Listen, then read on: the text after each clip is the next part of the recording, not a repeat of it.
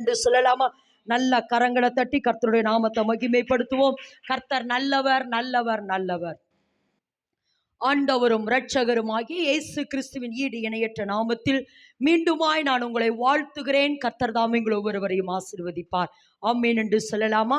சரி, இந்த வருஷம் வாக்குத்தத்தம் நமக்கு யாத்திரையாகமத்தின் புஸ்தகம் 34ஆம் அதிகாரம் வாசிப்போம். 10வது வேத வசனம் எல்லாரும் சேர்ந்து வாசிப்போம். யாத்திரையாகமத்தின் புஸ்தகம் 34ஆம் அதிகாரம் 10வது வேத வசனம். எல்லாரும் சேர்ந்து, அதற்கு அவர், நான் ஒரு உடன்படிக்கை பண்ணுகிறேன், பூமியெங்கும் உன் ஜனங்கள் எல்லாருக்கும் முன்பாகவும் நான் செய்வேன், செய்கையை காண்பார்கள், செய்யும் காரியம் பயங்கரமாயிருக்கும். ஆமென் என்று சொல்லலாமா? மீண்டும் மைக்கில் வாசிக்க கேட்போம். அதற்கு அவர், இதோ நான் ஒரு உடன்படிக்கை பண்ணுகிறேன், பூமி எங்கும் எந்த ஜாதிகளிடத்திலும் செய்யப்படாத அதிசயங்களை உன் ஜனங்கள் எல்லோருக்கும் முன்பாக செய்வேன், உன்னோட கூட இருக்கிற ஜனங்கள் எல்லோரும் கர்த்தருடைய செய்கையை காண்பார்கள், உன்னோட கூட இருந்து நான் செய்யும் காரியம் பயங்கரமாயிருக்கும். ஆமென் என்று சொல்லலாமா? தேவன் இந்த வருடத்திலே கர்த்தர் நமக்கு கொடுக்கிற வாக்குத்தத்தம் என்னன்னா, நாம் இந்த வருடம் கர்த்தருடைய செய்கையை பார்க்க போகிறோம். எல்லாரும் ஆமென் என்று சொல்லுவோம். நாம் இந்த வருடம் என்ன செய்ய போறோம்? கர்த்தருடைய செய்கை. சொல்லுங்க, நான் கர்த்தருடைய அதிசய, சொல்லுங்க, அதிசய செயல்களை காணப்போகிறேன். ஆமென் என்று சொல்லலாமா? அப்படியாய் தேவன் நம்மளோடு கூட பேசினார். முதல் வாரத்திலே தேவன் பேசினார், நான் உன் வாழ்விலே என்னுடைய செய்கையை வெளிப்படுத்த வேண்டும் என்றால் உடைத்து போட்டதை எடுத்துக்கொண்டு என்ன செய்ய, நீ ஏறி வா, நான் என்ன செய்வேன், அதிசயமான காரியத்தை செய்வேன் என்று கர்த்தர் மோசையை கொண்டு பேசினார். கடந்த வாரத்திலே தேவன் யாரை கொண்டு பேசினாரு? ரூத்தை கொண்டு கர்த்தர் பேசினார். ஆமென் என்று சொல்லுவோம். அவள் ஒரு மோவாப்பிய ஸ்திரீ. ஆனால் அந்த மோவாப்பிய ஸ்திரீ கர்த்தரை உறுதியாய் பற்றி கொண்டது நிமித்தம், ஆமென் என்று சொல்லாமா, உறுதியாய் பற்றி கொண்டதின் நிமித்தம் மோவாப்பிய ஸ்திரியான அவள், தள்ளப்பட்ட ஸ்திரியான அவள், ஒதுக்கப்பட்ட ஸ்திரியான அவள், சபிக்கப்பட்ட ஸ்திரியான அவளுடைய வாழ்க்கையிலே தேவன் எப்படி மகிமையான காரியத்தை அல்லது கர்த்தருடைய செய்கையை அவள் வாழ்விலே செய்தார் என்று சொல்லி கடந்த வாரத்திலே தேவன் நம்மளோடு கூட பேசினார். இந்த வாரத்திலே தேவன் நம்மளோடு கூட பேசுகிற வேத வசனம் வாசிப்போம். சங்கீதத்தின் புஸ்தகம் 92வது சங்கீதம் 4வது வேத வசனத்தை வாசிக்க கேட்போம். கர்த்தாவே, உமது செய்கைகளால் என்னை மகிழ்ச்சியாக்கினீர், உமது கரத்தின் கிரியைகளின் நிமித்தம் ஆனந்த சத்தமிடுவேன். ஆமென் என்று சொல்லலாமா? ஆமென் என்று சொல்லாம இந்த இடத்துல வாசிக்கிறோம். திரும்ப அந்த வசனத்தை எல்லாரும் சேர்ந்து வாசிப்போம். கர்த்தாவே, உமது செய்கைகளினால் என்னை மகிழ்ச்சியாக்கினீர், உம்முடைய கரத்தின் கிரியைகளினால் நான் ஆனந்த சத்தமிடுவேன். இது தாவீதினுடைய சங்கீதம் அல்லது தாவீது ராஜாவினுடைய சங்கீதம். சொல்லுகிற வார்த்தை என்னவென்றால், உமது செய்கைகளினால் என்னை என்ன செஞ்சீங்க? மகிழ்ச்சி ஆக்கினீர். கையை வைத்து சொல்லுங்க, ஆண்டவரே, இன்னைக்கு சொல்லுங்க, இன்றைக்கு உமது செய்கைகளினால் என்னையும் மகிழ்ச்சி ஆக்குங்க. சொல்லுங்க, இந்த வருஷம் நீங்க மகிழ்ச்சி ஆவீங்க மகளே. ஏன்னா கர்த்தர் உங்களுக்காக எழுந்தருளி இருக்கிறார். கர்த்தர் உங்களுக்காக வைராக்கியம் பாராட்டி இருக்கிறார். கர்த்தர் உங்கள் பட்சத்திலே நின்று கொண்டிருக்கிறபடினாலே கர்த்தர் சொல்றாரு, அவருடைய செய்கைகளினால் உங்களை மகிழ்ச்சியாக்குவார். ஆமென் என்று சொல்லாமா? தாவீது சொல்றாரு, கர்த்தாவே, உமது செய்கைகளினால் என்னை மகிழ்ச்சி ஆக்கினீர். அடுத்து சொல்றாரு, உமது கரத்தின் கிரியைகளின் நிமித்தம். சொல்லுங்க, உம்முடைய கரத்தின் கிரியைகள் அப்படின்னா உம்முடைய படைப்பின் நிமித்தம். சொல்லுங்க, உம்முடைய படைப்பின் நிமித்தம் நான் என்ன செய்வேன்? ஆனந்த சத்தமிடுவேன். ஆமென் என்று சொல்லலாமா? ஆனந்த சத்தமிடு. அதாவது அந்த சங்கீதம் தொடங்குற பொழுது துதிக்கிற சங்கீதமா, அதாவது 10 நரம்பு வீணையினால நீங்க கர்த்தரை துதிங்க, அப்படிதான் அவர் தொடங்குறாரு. தொடங்கிட்டு சொல்றாரு, உம்முடைய செய்கைகளினால் என்னை மகிழ்ச்சி ஆக்குனீர், உம்முடைய கிரியைகளின் நிமித்தம் நான் என்ன செய்வேன்? ஆனந்த சத்தமிடுவேன் அப்படின்னு சொல்றாரு தாவீது. எதற்காக இந்த காரியத்தை அவர் சொல்லுகிறார்? இன்றைக்கு தேவன் நம்மளோடு கூட பேசுகிற வார்த்தையை நான் அறிந்து கொண்டதை வச்சு சொல்கிறேன். உங்களை எதற்காக தெரிந்து கொண்டார்? ஏன் தெரிந்து கொண்டார், அவர் என்ன செய்ய போகிறார் என்பதை குறித்து தான் இன்றைக்கு தேவன் நம்மளோடு கூட பேசுகிறார். ஆமென் என்று சொல்லாமா? அப்போ தாவீது சொல்றாரு, கர்த்தாவே உமது செய்கைகளினால் என்னை மகிழ்ச்சியாக்கினீர், உம்முடைய கரத்தின் கிரிகளினால் நான் ஆனந்த சத்தமிடுவேன் அப்படின்னு சொல்றாரே. ஏன் அப்படின்னா, தாவீதை கர்த்தர் தெரிந்து கொண்ட விதம். எல்லாரும் ஆமென் என்று சொல்லுவோம். தாவீதை கர்த்தர் தெரிந்து கொண்ட விதம் அப்படின்னு சொல்லலாம், அல்லது தாவீதை கர்த்தர் படைத்த விதம், அல்லது தாவீதை கர்த்தர் படைத்ததனுடைய நோக்கம். தாயின் கருவிலே தேவன் தாவீதை எந்த நோக்கத்திற்காக தெரிந்து கொண்டார் என்பதை நினைத்துதான் தாவீது சொல்றாரு, உம்முடைய கரத்தின் கிரியைகளினால் நீங்க என்ன செஞ்சீங்க, மகிழ்ச்சி ஆக்குனீங்க. அத தாவீதை நினைச்ச இந்த இடத்துல சொல்றாரு, உம்முடைய செய்கைகளை நான் தியானிக்கும் போது, உம்முடைய கரத்தின் கிரிகளை நான் தியானிக்கும் போது எனக்கு ரொம்ப சந்தோஷமா இருக்குது. ஏன்னா எனக்கு இப்படிப்பட்ட ஒரு வாழ்க்கையா, என்னப்போ இப்படி தெரிந்தெடுத்திருக்கிறீங்களே அப்படிங்கிறதை நினைத்துதான் தாவீது இதை சொல்றார். ஏன்னா தாவீது மட்டும்தான், அல்லது தாவீது மட்டும் சொல்லா, நான் ஏற்கனவே ஒரு பிரசங்கத்தை உங்களுக்கு பண்ணி இருக்கிறேன். எப்படி என்று சொன்னால், தாவீது ராஜா யாருக்கு அடையாளம், இயேசு கிறிஸ்துவுக்கு அடையாளம். ஆமென் என்று சொல்லுவோம். அதாவது யூதருக்கு ராஜாவாக பிறந்திருக்கிறவர் எங்கே என்று சொல்லி, இயேசு கிறிஸ்து ராஜாவாகத்தான் பிறந்தார். அதே போலதான் ராஜாக்களிலே தாவீது மட்டும்தான் பிறந்த பொழுதே எப்படி இருந்தாரு, ராஜாவாக. வாசிப்போம் மத்தேயு எழுதின சுவிசேஷம் 1ஆம் அதிகாரம் 6வது வேத வசனம். மத்தேயு 1:6. ஈசாய் தாவீது ராஜாவை பெற்றான். ஈசாய் தாவீது அதுக்கு மேல் வேத வசனத்தை வாசிங்கம்மா, போவாசன. சல்மோன் போவாசை ராகாபினிடத்தில் பெற்றான். போவாஸ் ஓபேதை ரூத்தினிடத்தில் பெற்றான். ஓபேத் ஈசாயை பெற்றான். ஓபேத் ஈசாயை பெற்றான். ஈசாய் தாவீது ராஜாவை பெற்றார். ஆமென் என்று சொல்ல, இந்த ஒரு இடத்துல மட்டும்தான், அல்லது இந்த ஒரு ராஜாவை, இந்த தாவீதை மட்டும்தான் அவ பிறக்கிற பொழுது எப்படியாமா அப்படின்னு என்ன அர்த்தம்னா, தாயின் கருவிலே, சொல்லுங்க அந்த வார்த்தையை, தாயின் கருவிலே அவர் எப்படிதான் இருந்தாரு, ராஜாவாக. ஆமென் என்று சொல்லலாமா? ஆமென் என்று சொல்ல. இன்னைக்கு இது வேதத்துல மறைமுகமாய் சொல்லப்பட்ட ஒரு காரியம். ஆனா அது கீழ்கோளான வசனங்கள் எல்லாம் நான் எங்களிடத்துல ஒரு வேதத்துல மறைக்கப்பட்ட ஒரு சத்தியத்தை இன்றைக்கு நான் உங்களிடத்துல தெளிவுபடுத்தி அதனுடைய அர்த்தம் என்னங்கிறது இன்றைக்கு உங்களிடத்துல நான் சொல்ல விரும்புகிறேன். அதாவது திரும்பவும் சொல்றேன், தாவீது மாத்திரம்தான் எப்படி பிறந்தாரு, ராஜாவாக. தாவீது மாத்திரம்தான் எப்படி பிறந்தாரு, ராஜாவாக பிறந்தாரு. ஆனா ஒண்ணு நமக்கு சொல்றேன், வெளிப்படுத்தல் 1:6 வாசிக்கிற பொழுது, இயேசு கிறிஸ்து தேவன் நம்மிடத்தில் அன்பு கூர்ந்து அவருடைய இயேசு கிறிஸ்துடைய சொந்த ரத்தத்தினாலே நம்மளை கழுவி நம்மளை ராஜாக்களாக. சொல்லுங்க, தாவீது பிறக்கும் பொழுதே ராஜா, ஆனா ஏசப்பா ரத்தத்தினாலே நான் கழுவப்பட்டபடினாலே, இந்த வார்த்தை சொல்லுங்க, ஏசப்பா ரத்தத்தினாலே நான் கழுவப்பட்டபடினாலே என்னையும் தேவன் ராஜாக்களாகவும் ஆசாரியர்களாக. வெளிப்படுத்தல் 1:6 வாசிக்கிறோம்.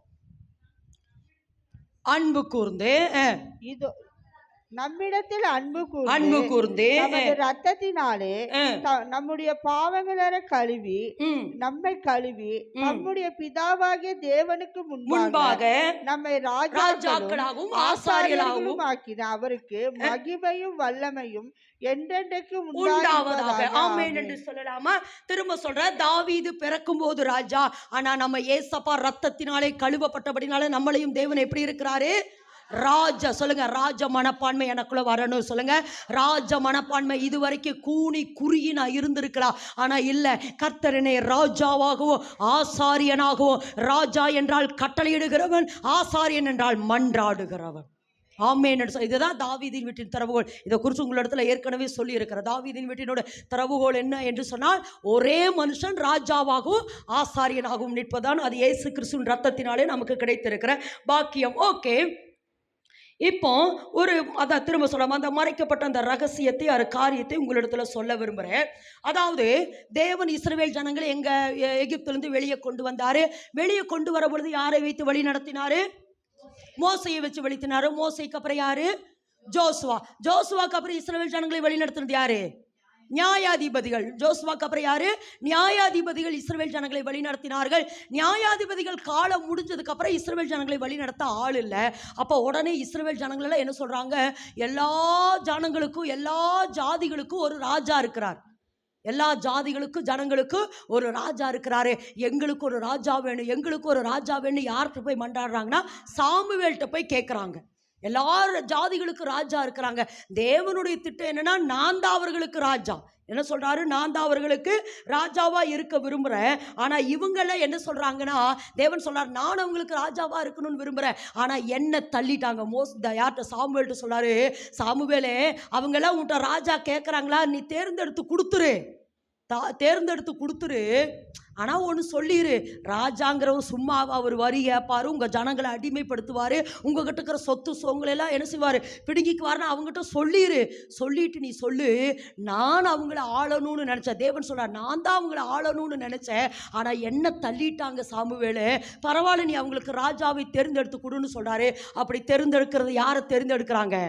சவுலை ராஜாவாக தெரிந்தெடுக்கிறார்கள். இந்த இடத்துல ஒரு காரியத்தை அண்டர்லைன் பண்ண விரும்புகிறேன். அதாவது இந்த சவுலை மனிதர்கள் தெரிந்தெடுத்தார்கள். சொல்லுங்க, சவுலை மனிதர்கள் தெரிந்தெடுத்தார்கள், ஆனால் தாவீதை தேவனே தெரிந்து கொண்டார். நல்ல கரந்தட்டுமா? தாவீதை தேவனே ராஜாவாக தெரிந்து கொண்டார். நீங்கள் இன்னைக்கு தாவீதான் இந்த இடத்துல உட்கார்ந்துருக்கணும். ஆமென் என்று சொல்லுவோம். ஏன்னா அதை குறித்து தான் ஆண்டவர் இன்றைக்கு நம்மளோடு கூட பேசுகிறார். ஏன்னா இந்த சத்தியத்தை நீங்கள் கேட்குறீங்க. நான் சொல்லுங்கள், அதை தான் நான் சொன்னேன். ஆண்டவரே, யாருக்கு இந்த சத்தியம் வேணும்னு நினைக்கிறீங்களோ அவங்களை இன்னைக்கு கொண்டு வாங்கன்னு சொன்னேன். அப்போ இந்த சத்தியத்தை நீங்கள் கேட்கிறீர்கள் என்றால், ஒருவேளை இந்த வீடியோ மூலமாக இந்த சத்தியத்தை நீங்கள் கேட்கிறீர்கள் என்றால், இன்னைக்கு கர்த்தர் சொல்றார், உங்கள் மேலே ஒரு ராஜரீக அபிஷேகத்தை கர்த்தர் வைத்திருக்கிறார். நல்லா கரந்தட்டுமா? நல்லா கரந்தட்டுங்க. அப்போ சவுலை யார் தெரிந்து கொண்டா? மனிதர்கள் தெரிந்து கொண்டார்கள். ஆனால் தாவீதை யார் தெரிந்து கொண்டா? தேவனே தெரிந்து கொண்டார். அதாவது சவுல் ராஜ்யம் பாரம் பண்றாரு. 1 சாமுவேலின் புஸ்தகம் 13ஆம் அதிகாரம் 1வது வேதவசனத்தை வாசிங்கம்மா. 1வது வேதவசனம். சவுல் ராஜ்யபாரம் பண்ணி 1 வருஷம் ஆயிற்று. அவன் இஸ்ரவேலிலே 2ஆம் வருஷம் அரசாண்ட போது இஸ்ரவேலிலே ஒரு காரியம் நடக்குது. அதாவது இந்த சம்பவம் எப்ப நடக்குதுன்னு சொல்றேன், இங்க கவனமா இருக்கணும். இங்க கவனமா இருந்தா தான் இது அடுத்தடுத்து உங்களுக்கு, ஏன்னா இது வேதத்துல மறைக்கப்பட்ட ஒரு சத்தியம். இதை நீங்க இந்த இடத்துல விளங்கி கொண்டாதான் இந்த சத்தியத்தினுடைய இந்த இந்த இந்த என்ன சொல்றது, மெசேஜினுடைய கடைசி எண்டில் தேவன் நம்மளை எதற்காக தெரிந்து கொண்டார் என்பதை உங்களால் விளங்கிக் கொள்ள முடியும். அப்ப சவுல் ராஜ்யம்பாரம் பண்ணின, அல்லது சவுல் ராஜாவாய் தெரிந்தெடுக்கப்பட்டு ராஜ்யம்பாரம் பண்ணி கொண்டிருக்கிற 2வது வருஷத்துல ஒரு சம்பவம் நடக்குது. என்னன்னா, சாமுவேல் சொல்றாரு, சவுலே பலி செலுத்தணும். நான் என்ன செய்யற, பலி செலுத்துறேன். நான் ஆசாரிய, நான் என்ன செய்யற, பலி செலுத்துறேன். நான் வருகிற வரைக்கும் சவுலே நீ என்ன செய்யணும், காத்திருக்கணும்னு சொல்லி சாமுவேல் சவுல்கிட்ட சொன்னாரு. ஆனா வேதத்துல நீங்க வாஸ்து பார்த்தீங்கன்னா, சவுல் காத்திருக்கிறாரு. ஆனா யார் வரல? சாமுவேல் வராதபடினாலே ஒரு ஆசாரியன் செய்ய வேண்டிய வேலையை இந்த சவுல் பலி செலுத்தினான். ஏன்னா ஆசாரியன், இந்த பழைய ஏற்பாட்டின் காலத்துல ஆசாரியன் பலி செலுத்தணும், ராஜா ஆளுகை செய்யணும். இதுதான் தேவனுடைய ஒழுங்கு, தேவ சட்டம், தேவனுடைய கட்டளை, அதுதான். ஆனா ஆசாரியன் செய்ய வேண்டிய வேலையை இந்த சவுல் பலி செலுத்தினபடினாலே தேவனுக்கு எப்படி இருந்தனா, அது மனஸ்தாபமா இருந்தது, அல்லது வருத்தமா இருந்தது. அப்போ உடனே சாமுவேல் வந்துட்டு இப்படி கர்த்தருடைய சத்தத்துக்கு நீ கீழ்ப்படியில, காத்திருக்க வேண்டிய நீ காத்திருக்கலையேன்னு சொல்லிட்டு 14வது வேத வசனத்தை வாசிக்க கேட்போம். இப்போதோ உம்முடைய ராஜ்யபாரம் நிலை நிற்காது. அவ்வளவுதான். நீ கர்த்தருடைய வார்த்தைக்கு கீழ்ப்படியில, அதனால உன்னுடைய ராஜ்யபாரம் என்ன, அது நிலை நிற்காது. கர்த்தர் தம்முடைய இருதயத்திற்கு, நல்ல முக்கியமான வார்த்தைமா, கர்த்தர் தமது இருதயத்திற்கு ஏற்ற ஒரு மனுஷனை தமக்கு தேடி அவனை தமக்கு கர்த்தர் தம்முடைய ஜனங்கள் மேல் தலைவனா இருக்க கட்டளை இட்டார். சொல்லுங்க அந்த வார்த்தை, கட்டளை இட்டார். அதாவது சவுலினுடைய 2வது வருஷத்திலேயே சவுல் கர்த்தருடைய வார்த்தைக்கு கீழ்ப்படியிலேன்னு தெரிஞ்சு, தேவன் தனது இருதயத்துக்கு ஏற்ற ஒரு மனுஷனை தேடி அவனை இஸ்ரவேலுக்கு தலைவனாயிருக்க கட்டளை இட்டுட்டார். இது 2வது வருஷம், சவுலினுடைய 2வது வருஷம். சவுல் ராஜ்யம் பாரம் பண்ணினது 40 ஆண்டுகள். சொல்லுங்க, சவுல் ராஜ்யம் பாரம் பண்ணினது 40 ஆண்டுகள். அப்போ சவுல் ராஜ்யம் பாரம் பண்ணினது 40 ஆண்டுகள். தாவீது ராஜாவாகிற பொழுது எத்தனை வயசு? என்னம்மா இப்படி இருக்கிறீங்க, 30 வயசுமா? தாவீது ராஜாவாகிற பொழுது, திரும்ப திரும்ப சொல்லுது, என்ன இப்படி யோசிக்கிறீங்க? தாவீது ராஜாவாகிற பொழுது எத்தனை 2 சாமுவேல் வாசிங்க. 2 சாமுவேல் 5ஆம் அதிகாரம் வாசிமா. 2 சாமுவேல் 5ஆம் அதிகாரம். நீங்க முழிக்கிறனால அந்த வசனத்தை சொல்லியார. தாவீது ராஜாவாகும் போது 5 நாள் தாவீது ராஜாவாகிற பொழுது 30 வயதா இருந்தா. சொல்லுங்க, இப்ப சவுலுக்கு எத்தனை வருஷம் ராஜ்யபாரம்? 40 வருஷம். இப்ப தாவீது ராஜாவாகிற பொழுது எப்படி? 30. அப்போ தாவீது பிறக்கிற பொழுது, அல்லது தாவீது பிறக்கிற பொழுது சவுலுக்கு 10வது வருஷம். புரிஞ்சாமா? சவுலினுடைய 10வது வருஷத்திலேயே தாவீது இந்த பூமிக்கு பிறந்துட்டார். அப்போ சவுல் 2வது வருஷம் இருக்கிற பொழுது, சொல்லுங்க, சவுல் 2வது வருஷத்திலேயே தேவன் கட்டளையிட்டுட்டாரு. கட்டளையிட்டு ஈசாயினுடைய வம்சத்துல தாவீதை சவுல் 40 வருஷம் சொல்றார். சவுலினுடைய 10வது வருஷத்திலே தாவீது ராஜா இந்த பூமியில பிறந்துட்டாரு. எத்தனாவது வருஷத்துல? சவுலினுடைய 10வது வருஷத்துல. சவுலினுடைய அப்ப கர்த்தர் எதுக்கு இதை சொல்றேன்னா, இதெல்லாம் நேற்று தியானிக்கும் பொழுது ஏசப்பா எப்படியெல்லாம் ஒரு காரியத்தை பிளான் பண்றார். மகனை மகளை, நீங்க இங்க உட்கார்ந்து இருக்கிறீங்கன்னா, இதெல்லாம் தேவன் ஆதியில வைத்த பிளான். மகளை, ஆதியில கர்த்தர் உங்களை குறித்து வைத்திருக்கிற தேவ திட்டத்துக்காக இதை சொல்றேன். அப்போ சவுலினுடைய 10வது வருஷத்துல யாரு பிறந்துட்டான்? தாவீது ராஜா பிறந்துட்டார். ஆமென் என்று சொல்லாமா? தாவீது ராஜா பிறந்த அந்த 30 வருஷம் கர்த்தர் அவர் இப்போ என்ன செஞ்சார்? பழக்குவித்தார். இது ஒரு பக்கம். இதை விட ஆழமான ஒரு காரியத்தை நான் உங்களோடு கூட பகிர்ந்து கொள்ள விரும்புகிறேன். அதாவது இது கூட எனக்கு ஒரு அளவுக்கு அக்செப்ட் பண்ணிக்க முடிஞ்சு. ஆனால் இன்னொரு ஆழமான ஒரு காரியத்தை தேவன் கற்றுக் கொடுத்தார் நேற்று தினத்தில். அதாவது தாவீதினுடைய தகப்பன் யாரு? ஈசாய். சொல்லுங்க, தாவீதினுடைய தகப்பன் யாரு? ஈசாய். இந்த ஈசா பெத்லகேம்ல இருக்கிறார். 1 சாமுவேல் 15 வாசிங்க பார்க்கலாம். 1 Samuel 17:2 Wasima. 17:2. 1 Samuel 17:2 Wasima. Thank you. 12 Wasima. தாவீது என்பவன் யூதாவில் உள்ள பெத்லகேம் ஊரானாகிய ஈசா என்னும் பேருள்ள எப்ராத்திய மனுஷனுடைய குமாரனாயிருந்தான். ஈசாய்க்கு 8 குமாரர் இருந்தார்கள். எத்தனை குமாரர்களாமா? 8 குமாரர்கள் இருந்தார்கள்.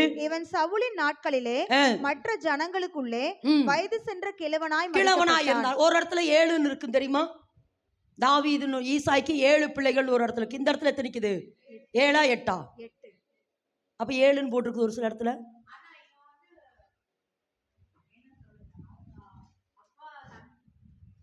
ஓகே, சரி. அவங்க அப்படி சொல்றதுக்குள்ள நான் முடிச்சிடுறேன் இந்த காரியத்தை. சரி, ஓகே. கர்த்தனால தேங்க்யூ சிஸ்டர், தேங்க்யூ. உங்களுடைய உற்சாகமான வார்த்தைகளுக்காக கர்த்தரை துதிக்கிறேன். சரி, ஓகே. இந்த இடத்துல வாசிக்கிறோம். அதாவது ஈசாய்க்கு பிறந்தது ஒரு இடத்துல 8, ஒரு இடத்துல 7ன்னு இருக்கு. அது என்னங்கிறது குறித்து தான் இன்றைக்கு தேவன் நம்மளோடு கூட பேசி இதுக்காக நான் சொல்றேங்கிறத விட, தாவீதை கர்த்தர் எப்படி நேசிக்கிறார், தாவீதை நேசிக்கிற தேவன் நம்மளை எப்படி நேசிக்கிறார், அதுக்காகத்தான் இதே நான் உங்களிடத்துல பதிவு பண்ண விரும்புகிறேன். அப்போ ஈசாய் பெத்லகேமன் 1. 2வது இவன் ஆலோசனை சங்க தலைவன். ஆமென் சொல்ல, பெத்லகேமில் இருக்கிற ஆலோசனை சங்க தலைவனாக இருந்தான். அதாவது ரொம்ப வயது முதிர்ந்தவனாக இருந்தான், ரொம்ப கனம் பெற்றவனாக இருந்தான். பெத்லகேமில் மிகவும் மதிக்கத்தக்க ஒரு மனுஷனாய் இந்த ஈசா என்ன செஞ்சாரு? வாழ்ந்து கொண்டிருந்தாரு. அப்படி வாழ்ந்து கொண்டு இருக்கிற பொழுது இப்போ இந்த சனகரிப் சங்கத்தில் இவன் பெரிய தலைவர். இப்போ இவங்களுக்குள்ள ஒரு போராட்டம் வருது. என்ன போராட்டம்னா, இப்போ நம்ம வாசித்தோமே, ஈசாயினுடைய தகப்பன் யாரு? ஓபேத். ஓபேத்தினுடைய தகப்பன் யாரு? போவாசுடைய மனைவி பேர் என்ன? ரூத். அப்ப சொல்லுங்க, அப்ப இந்த தாவீது எந்த வம்சத்துல வந்தவ? மோவாபினுடைய வம்சம். எனக்கு இது ஆச்சரியமா இருந்துச்சு. ஏன்னா போன வாரம் கர்த்தர் ரூத்தை குறித்து பேசுறாரு. இந்த வருஷம் அப்படின்னா கர்த்தர் இது எப்படி சொல்றாருன்னா, தள்ளப்பட்டவங்களெல்லாம் கர்த்தர் எப்படி ராஜரீக அபிஷேகத்துக்குள்ள கொண்டு வரார், தள்ளப்பட்டவங்களெல்லாம் எப்படி தேவ திட்டத்துக்குள்ள கொண்டு வராரு பாருங்க, தள்ளப்பட்டவங்களெல்லாம் எப்படி ராஜ்யத்தினுடைய தேவ திட்டத்துக்குள்ள கொண்டு வரார், அதுக்காக சொல்ல வர. அப்போ இந்த தாவீது யார் அப்படின்னு சொன்னா, மோவாபினுடைய, அதாவது இந்த தாவீது யாருடைய? அந்த தாவீது அல்லது ஈசாய் யார் அப்படின்னா மோவாப்பு வம்சம், அதாவது பாட்டி ரூத். அப்போ இவங்களுக்குள்ள ஒரு கலக்கம் வருது. என்ன கலக்கம் வருதுன்னா, நீ முழுக்க முழுக்க யூத வம்சத்தான் இல்லையே, நீ உன்னுடைய பாட்டி யாரு? மோவாப். உன்னுடைய பாட்டி யாரு? அப்ப எப்படி நீ வந்து சனகரிப் சங்கத்துல நீ இருக்க முடியும்? ஏன்னா சனகரிப்பில் சங்கத்தில் தான் நிறைய சட்டங்கள் இருக்குது. கல்யாணம் பண்ணக்கூடாது அப்படி நிறைய, அதாவது அப்பத்திலேருந்து அது இருந்தது. அப்போஸ்தலர் காலத்தில் ரொம்ப அது வந்து கல்யாணம் பண்ணக்கூடாது, அதில் நிறையா வந்து இருக்குது. பாலிட்டிக்ஸ் நிறைய அதில் இருக்குது. அதில் வந்து சுத்தமாக யூதனாக தான் இருக்கணும். உன்னுடைய பாட்டி வந்து மோவாப் ஸ்திரீ, நீ எப்படி ஈசாய், நீ எப்படி இந்த சனகரிப் சங்கத்தில் நீ ஆலோசனைக்காரனா இருக்க முடியும்னு ஒரு பெரிய குழப்பம் வந்துட்டு என்ன பண்ணிட்டாங்கன்னா, அதனால் நீ கொஞ்ச நாள் தள்ளி இரு. நீ என்ன பண்ணி கொஞ்ச நாள் நீ தள்ளியிரு, சனகரிப் சங்கத்திலேருந்து விலகிரு.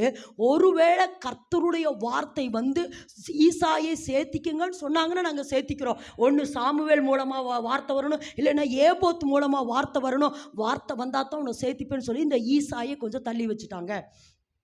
ஈசாயை தள்ளி வச்சதோடு கூட மாத்திரமல்ல, ஈசாயினுடைய மனைவியும் கூப்பிட்டு சொல்லிட்டாங்க, இங்கே வாருப்பா, யார் ஈசாயினுடைய பாட்டி வந்து மோவாப் தேசத்து ஸ்திரீ, அதனால் அவன் சுத்தமான யூதம் கிடையாது, அதனால் அவனை தூக்கி நாங்கள் என்ன சொல்ல தள்ளி வச்சுட்டோம். அதனால் ஈசாயோட நீயே என்ன செய்யக்கூடாது?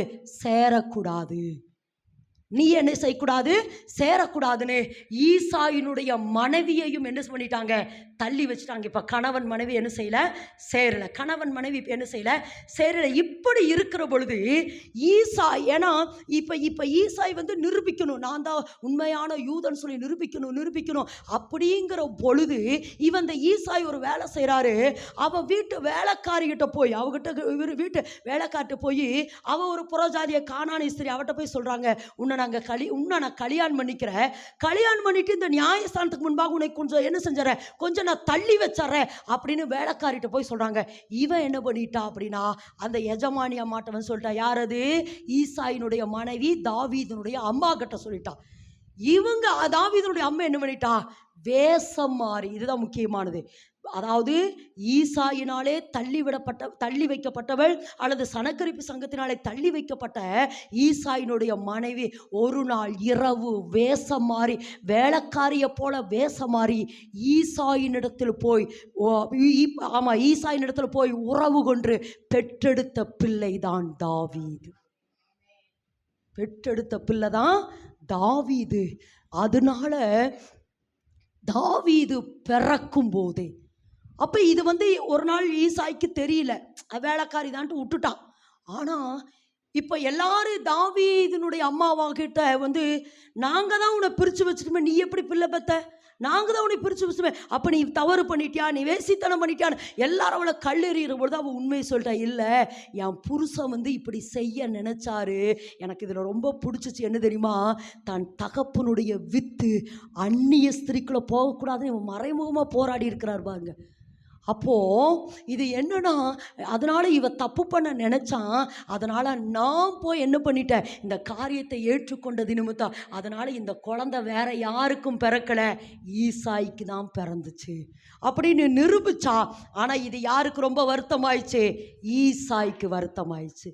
இவ்வளவு பெரிய துரோகம் செஞ்சையா நீ, இவ்வளவு பெரிய துரோகமாக செஞ்சான்னு சொல்லி ஈசாயி அந்த தாவீதினுடைய தாயாகிய ஈசாயின் மனைவியையும் தாவீதையும் என்ன பண்ணிட்டாரு? ஈசாயை தள்ளி வச்சுட்டாருங்க. அதனால்தான் தாவீது சொல்றாரு, வாசிப்போமா ஒரு சில வேத வசனங்களை. சங்கீதம் 51 கடகடன் எடுக்கணும். 51:5 வேதத்தில் வாசிப்போம். இதோ துர்க்குணத்தில் உருவானே. ஒரு நிமிஷம். அதாவது இதெல்லாம் வேதத்துல மறைக்கப்பட்ட காரியம், ஆனா இதெல்லாம் யாசேர் புத்தகத்தில் எழுதி இருக்குதுன்னு வேதத்தில் இருக்கு. யாசேர் புத்தகத்தில் எழுதப்பட்டிருக்கு, வேதத்தில் இருக்குது. ஆனா இதுல இருக்கிற மறைவான காரியம், இதனால தாவீது எப்படியெல்லாம் பாதிக்கப்பட்டான், அப்படி பாதிக்கப்பட்ட தாவீதை கர்த்தர் எப்படி தெரிந்தெடுத்தார் பாருங்க. இதுதான் இன்னைக்கு சத்தியம். ஆமேன் என்று சொல்லலாமா? அப்ப இதனால தாவீது எப்படியெல்லாம் பாதிக்கப்பட்டான்னு ஒரு சில காரியத்தை அண்டர்லைன் பண்ற. வாசிங்க சங்கீதம் 51:5. இதோ நான் துர்குணத்தில் உருவானேன், என் தாய் என்னை பாவத்தில் கர்ப்பம் தரித்தாள். போது எப்படியாமா என் தகப்பன் இந்த இடத்துல சொல்றாரு, இதோ நான் துர்குணம். எந்த குணம்? எது துர்குணம் இந்த இடத்துல சொல்லுங்க? வேலைக்காரின்னு நினைச்சிட்டு, வேலைக்காரின்னு நினச்சிட்டு எங்கள் அம்மாட்ட பிறந்தவன் நான்.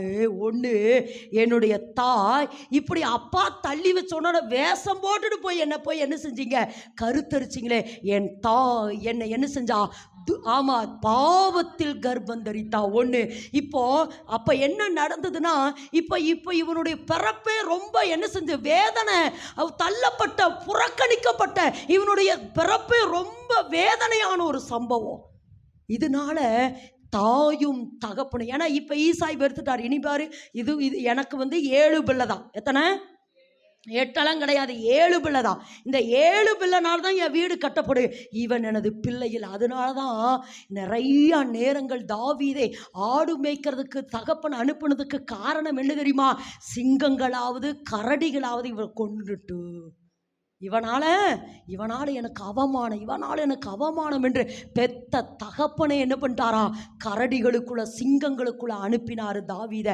இப்ப தாவீது சொல்றா, என்னுடைய தாய் என்னை பாவத்தில் கர்ப்பம் தரித்தா. இன்னொரு வசந்த வாசிங்க, சங்கீதம் 27:10. என் தகப்பனும் என் தாயும் என்னை கைவிட்டார்கள். எப்போது அதாவது இது கைவிட்டாலும் அப்படின்னு இருக்கு. ஆனா இங்கிலீஷ் பைபிள்ல இருக்கிறது என்னன்னா, என்னை கைவிட்டு தாவீதுடைய நிலைமையை கொஞ்சம் அப்படியே சொல்லி கொண்டு வர. ஏன்னா தாவீதை விட நம்ம விசேஷமானவர்கள். ஏசப்பா ரத்தத்தினாலே கழுவப்பட்டிருக்கிறோமா என்று சொல்ல. அப்போ இந்த இடத்துல வாசிக்கிறோம், தாவீது சொல்றா, என்னுடைய தாயும் என் தகப்பனும் என்ன செஞ்சுட்டாங்க, என்னை தள்ளி விட்டார்கள். தாயும் தகப்பனும் என்ன தள்ளி விட்டாங்க. சங்கீதம் 69:8 வாசிமா. சங்கீதம் 69:8. தாய் தகப்பன் தான் தள்ளி விட்டுட்டாங்க. அடுத்து வாசிங்கம்மா, என் சகோதரருக்கு வேற்று மனுஷனும் என் தாயின் பிள்ளைகளுக்கு அந்நியனுமான. அப்படின்னா இன்னொரு அதனுடைய எபிரேய மொழிபெயர்ப்பு எப்படி இருக்குமா, என்னை நாய போல நடத்தினாங்க. என்னுடைய தாயின் தகப்பனை என்னை கைவிட்டுட்டாங்க. என் சகோதரர்கள் என்னை வழியில் பார்த்தாங்கன்னா ஏதோ 3வது மனுஷனை பார்க்கறது போல பார்த்துட்டு போனாங்க. அவர்கள் எல்லாம் என்னை அந்நியனை போல, அதுதான் அடிமையாய், அதுதான் என்ன பண்ணாங்க, அதனால்தான் சாமுவேல் அந்த வீட்டுக்கு வந்த பொழுது கூட யாரை கூப்பிடல, தாவீதை கூப்பிடலையே. தாவீதை கூப்பிடல, என் சகோதரர்கள் அப்படி நடத்துனாங்க. நிறையா நேரங்கள் தாவீது சொல்றாரு, நிறையா நேரங்கள் எனக்கு பனிஷ்மெண்ட். என்ன தெரியுமா பனிஷ்மெண்ட்டு? என் ஆகாரத்தில் வாசிங்க 69:21, 69:21. என் ஆகாரத்தில் கசப்பு கலந்து கொடுத்தார். கசப்பு கலந்து. இப்ப புரியுதாமா? சங்கீத புத்தகம் எத்தனை முறை புலம்பலின் புத்தகம். என் தேவனே எனக்கு இறங்கு, என் சகோதரர்கள் இப்படி செய்கிறாங்க, என் அந்நியர்கள் இப்படி செய்கிறாங்க என்னுடைய உணவில். ஏன்னா நிறைய நேரம் ஏன்னா இன்னொரு இடத்துல இருக்கும். அதாவது நான் எடுத்துக்கொள்ளாததை கொடுக்க வேண்டியதாக இருந்தது. நான் எடுத்துக்கொள்ளாதது எல்லாம் கொடுக்க வேண்டியது. சங்கீதம் 35:19 நினைக்கிறேன். நான் அதாவது என்னன்னா, எங்காவது ஆடு காணாமல் போச்சுன்னா இவன்ட்டு தான் வந்து கேட்பாங்க. நான் எடுத்துக்கொள்ளாததை கொடுக்க வேண்டியதாக இருந்தது. அதனால நிறைய நேரம் நான் சாப்பிட்ற சாப்பாட்டில் எனக்கு எதை கொடுத்தாங்க, கசப்பு கலந்து. நிறைய நேரம் எதைத்தான் சாப்பிட்டுக்கிறேன், கசப்பான சாப்பாட்டை என்ன செஞ்சுருக்கிறேன், கசப்பு கலந்து கொடுத்தாங்க. அடுத்து பாருங்க, சங்கீதம் 102:8 வாசிப்போம். 102:8.